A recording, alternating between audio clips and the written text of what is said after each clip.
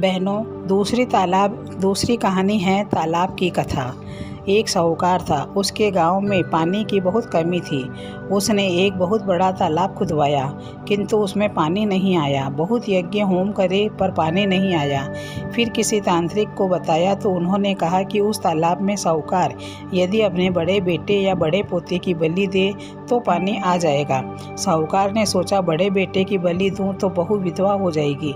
बड़े पोते की बलि देना ही ठीक होगा, पर बहू तो अपने बेटे की बलि देने नहीं देगी।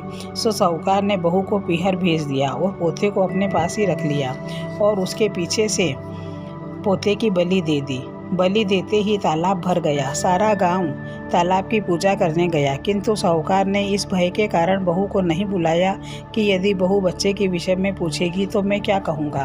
बहू ने लोगों से सुना कि उसके ससुर के तालाब में पानी भर गया है और सारा गांव पूजा करने जा रहा है, तो उसे बहुत दुख हुआ कि उसके ससुर ने इस उत्सव के अवसर पर भी उसे नहीं बुलवाया। फिर भी पहन ओढ़कर वह भी पूजा करने गई। उस दिन बछबारस थी, सो पहले गाय बछड़े की पूजा करके फिर सबने तालाब की पूजा की।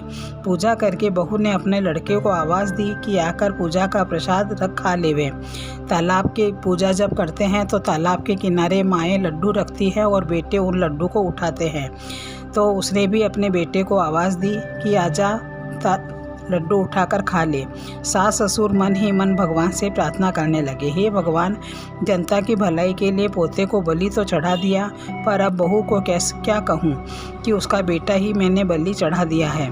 अब तुम ही लाज रखना, हे गौ माता, तू ही रक्षा कर। उसी समय कीचड़ से भरा हुआ साहूकार का पोता तालाब के किनारे आकर खड़ा हो गया। बहू ने लड़के को कीचड़ से भरा देखा तो सास से कहा, सासू जी, आपने इसके कपड़े तक नहीं बदले, सारा कीचड़ में भरा है। सारा गांव नहा धोकर आया, किंतु न तो आपने मुझे बुलाया और न बच्चे को नहलाया धुलाया। सास ससुर रोने लगे, कहने लगे, बहू, यह तो तेरे भाग्य से ही जिया है, हमने तो इसे बलि चढ़ा दिया था।